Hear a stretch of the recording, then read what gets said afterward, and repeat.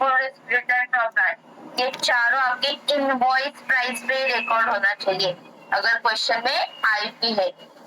अभी ये देखो यहाँ पे ऑलरेडी आपको मेंशन किया है stock on 1 January invoice price, तो उसका एज इट इज लिखेंगे, उसमें कुछ भी करने की जरूरत नहीं है। जैसे ये लिखते तुरंत इसका पहले रिजर्व मतलब जो प्रॉफिट एलिमेंट है वो कैलकुलेट करना पड़ेगा उसके अपोजिट साइड पे। मतलब अगर ओपनिंग स्टॉक यहाँ पे लिखा तो उसका प्रॉफिट एलिमेंट क्रेडिट साइड पे आएगा, उसको बोलेंगे बाय स्टॉक रिजर्व। ब्रैकेट में लिखेंगे चाहिए तो लोड ऑन ओपनिंग स्टॉक।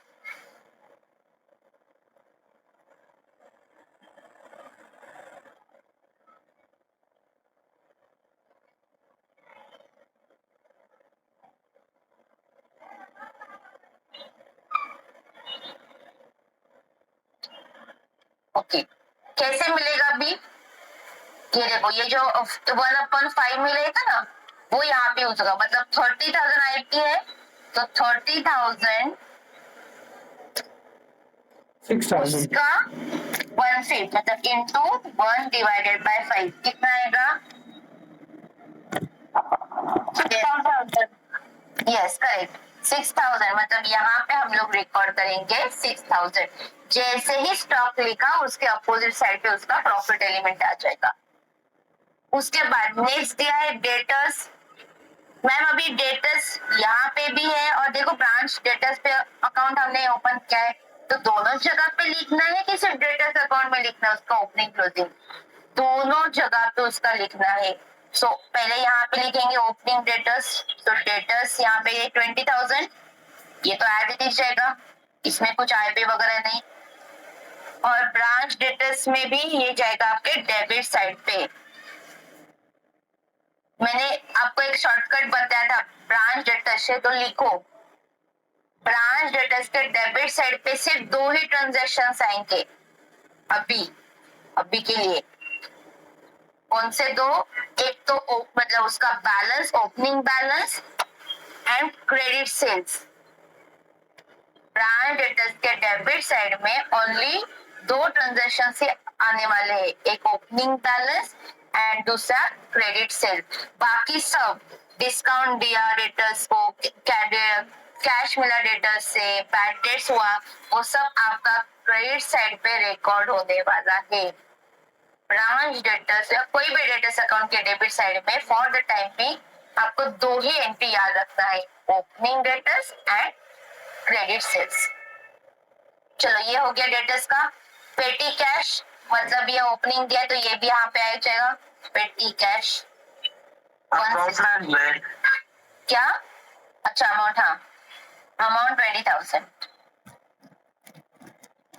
सो ये हो गया हमारा ओपनिंग बैलेंस, हमने रिकॉर्ड किया, उसको अच्छे से अंडरलाइन वगैरह करना है। Next goods send to branch, ये 4 ट्रांजैक्शन में से एक है ओपनिंग स्टॉक आईपी पे रिकॉर्ड किया।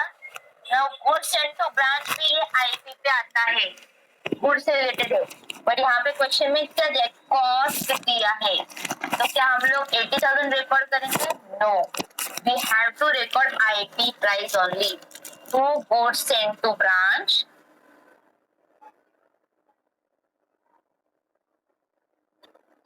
आईपी पे ही रिकॉर्ड करना है 16,000। तो अभी कैसे रिकॉर्ड करते हैं वो आपको कैलकुलेट करना पड़ेगा।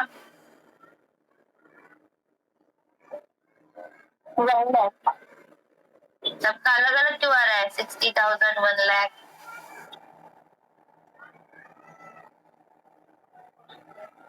करो 1 lakh ma'am, 1 lakh.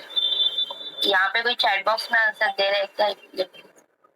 Okay Shivam, okay हाँ जिसके पास एक नोटबुक है उसमें मिल जाएगा, अदरवाइज यहाँ पे देखो, यहाँ पे लिखेंगे, ठीक है कैसे होगा देखो, ये वर्किंग नोट है ना, इसको ही फॉलो करेंगे।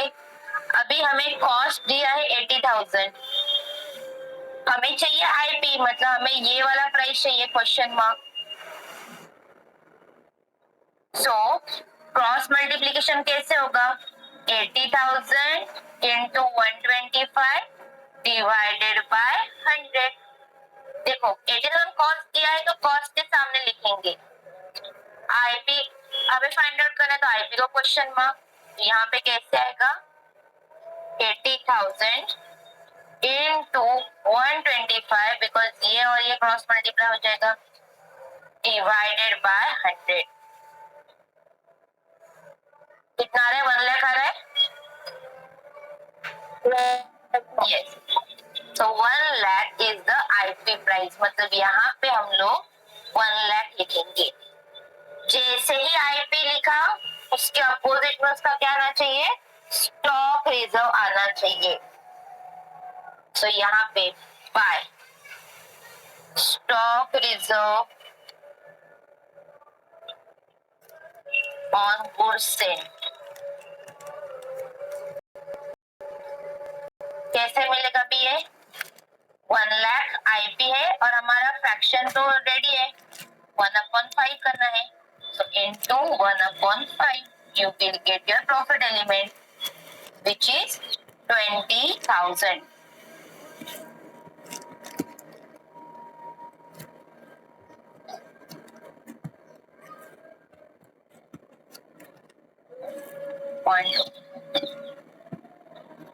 So opening stock उसका रिजर्व अपोजिट साइड पे goods send to branch IP पे रिकॉर्ड किया उसका रिजर्व अपोजिट साइड आईपी पे कैसे आया ये वर्किंग नोट से। कॉस्ट 100 है तो उसके सामने 80,000 लिखा जो क्वेश्चन में दिया था हमें चाहिए आईपी तो ये क्वेश्चन मार्क। तो क्रॉस मल्टीप्लिकेशन से 80,000 into 125 divided by 100। Next now goods send to branch हो गया। अभी कैश सेल्स दिया है क्रेडिट सेल्स दिया है। भाई मुझे बता सकते हैं इसमें से हम लोग ब्रांच अकाउंट में कौन सा रिकॉर्ड करते हैं क्रेडिट सेल्स ब्रांच अकाउंट में cash yes yes branch account में कैश सेल्स हम लोग रिकॉर्ड करते हैं बिकॉज कैश सेल्स मतलब पैसा मिल गया इमीडिएटली तो इसीलिए ब्रांच अकाउंट में कैश सेल्स रिकॉर्ड हुआ क्रेडिट सेल्स रिकॉर्ड नहीं होता है। क्रेडिट सेल्स कहाँ पे रिकॉर्ड होगा डेटर्स अकाउंट में आ जाएगा। तो यहाँ पे सिर्फ हम लोग लिखेंगे बाय कैश अकाउंट ब्रैकेट में लिखेंगे कैश सेल्स 52,000। इसमें आपको आईपी वगैरह कुछ भी देखने की जरूरत नहीं है। अभी क्रेडिट सेल्स जो दिया है क्रेडिट सेल्स ब्रांच अकाउंट में रिकॉर्ड नहीं होता है वो रिकॉर्ड होगा डेटर्स अकाउंट। मैंने बोला था डेटर्स के डेबिट में दो ही ट्रांजैक्शन आते हैं एक opening balance that is balance brought down और दूसरा क्रेडिट सेल्स। तो 2 क्रेडिट सेल्स जो दिया आपको 72,000 याद रखो ये बिकॉज कंसाइनमेंट अकाउंट में हम लोग देखो दोनों रिकॉर्ड करते हैं कैश एंड क्रेडिट तो थोड़ा सा कंफ्यूजन हो सकता है बट ब्रांच में याद रखो ब्रांच में सिर्फ कैश सेल्स डेटर्स अकाउंट होगा तो उसमें क्रेडिट सेल्स आएगा। Next cash received from debtor 68,400। हाँ अभी इसका देखो इसका मैंने आपको बताया था एक हिंट अगर कुछ रेमिटेंस दिया है क्या क्वेश्चन में पहले देखना है कि ब्रांच ने कुछ रेमिटेंस दिया है क्या एचओ को।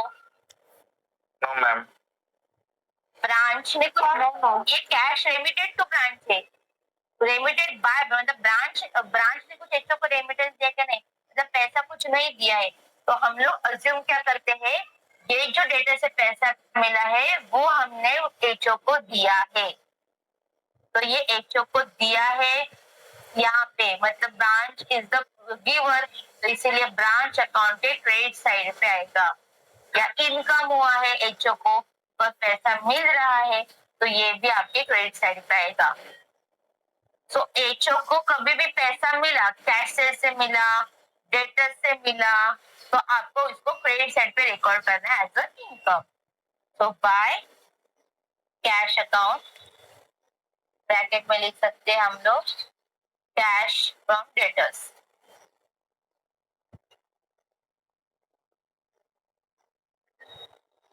which is 68,400।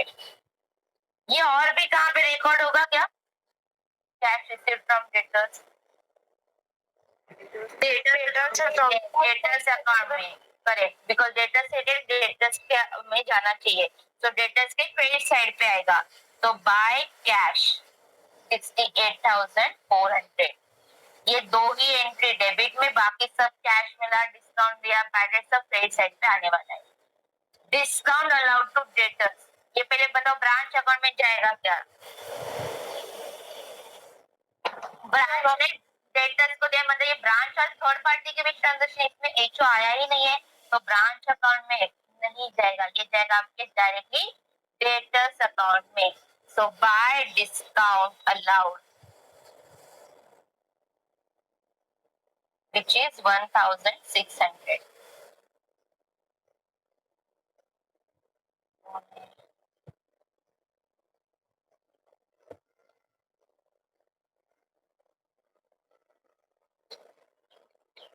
Next, cash remitted to cash amount wrong है, क्या?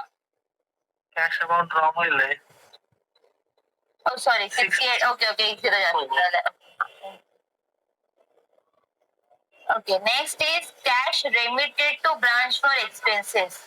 इसका मतलब ये जो ब्रांच का खर्चा होता है, कुछ सैलरी देना है, रेंट देना है, तो इसलिए एचओ ब्रांच को पैसा देता है।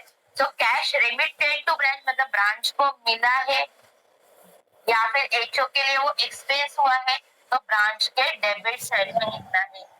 तो टू कैश, या कभी कभी आपको ऐसे दिया जाता है कि एक्सपेंसेस और like rent salary directly paid by HO, तो भी आपको वो लिखना है यहाँ पे। ब्रांच के लिए एचओ ने कुछ भी खर्चा किया है, कुछ फर्नीचर लेके दिया, कुछ असेट्स लेके दिया, वो भी आपको डेबिट साइड पे रिकॉर्ड करना है। तो टू कैश यहाँ पे आएगा विच इज 16,000। तो ब्रैकेट में लिख सकते हैं हम लोग फॉर एक्सपेंसेस। ब्रांच को कुछ भी मिला है तो डेबिट करना है, या एचओ ने कुछ खर्चा किया है तो वो डेबिट करना है। Next, petty cash as at branch on 31 दिसंबर, मतलब ये आ गया आपका भी क्लोजिंग। स्टॉक ऑन दिया है 31 दिसंबर, ये भी आ गया क्लोजिंग। और लायबिलिटीज फॉर एक्सपेंसेस ये आ गया। अभी ये लायबिलिटीज फॉर एक्सपेंसेस मतलब ये क्या हो गया, ये आपका लायबिलिटी का क्लोजिंग बैलेंस है। कुछ लायबिलिटी हम लोग आउटस्टैंडिंग लायबिलिटी जो रिकॉर्ड करते हैं, वो आउटस्टैंडिंग लायबिलिटी 500 रुपए दिया है। ओपनिंग में तो ये नहीं था, क्लोजिंग में आ गया है, तो इसको हमें रिकॉर्ड करना पड़ेगा। पहले देखो पेटी कैश, ये जो 180 है, ये कौन से अकाउंट में कौन से साइड पे आएगा? Branch account debit side. No, ये जो भी क्लोजिंग बैलेंस है वो हमें क्रेडिट साइड पे रिकॉर्ड करना है, बिकॉज ओपनिंग बैलेंस हमने देखो यहाँ पे डेबिट साइड पे किया है, तो क्लोजिंग बैलेंस सब असेट्स का क्रेडिट साइड पे आएगा। तो यहाँ पे लिखेंगे बाय। यस, आपने लायबिलिटीज का पूछा ना? नहीं, ये क्लोजिंग स्टॉक का या मतलब कैश का उसका। एक मिनट,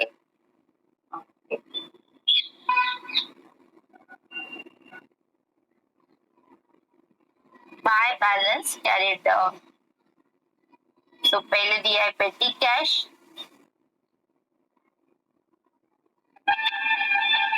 उसका बैलेंस है 180। फिर एक क्लोजिंग स्टॉक या स्टॉक ऑन ऐसा भी लिखा तो भी चलेगा, एनीथिंग विच इज 24,000। हाँ, अभी ये स्टॉक जो है वो आपको क्वेश्चन में भी दिया है आईपी, अगर नहीं दिया रहता, कुछ मेंशन नहीं किया है, तो अज्यूम होता हमेशा वो आईपी पे ही है, और हमें कौन सा चाहिए, हमें आईपी ही चाहिए 24,000। जैसे ही क्लोजिंग स्टॉक आईपी पे रिकॉर्ड किया, उसके अपोजिट में उसका स्टॉक रिजर्व आना चाहिए। लोड ऑन क्लोजिंग, अभी आप लोग बताओ कितना आएगा? 4,800।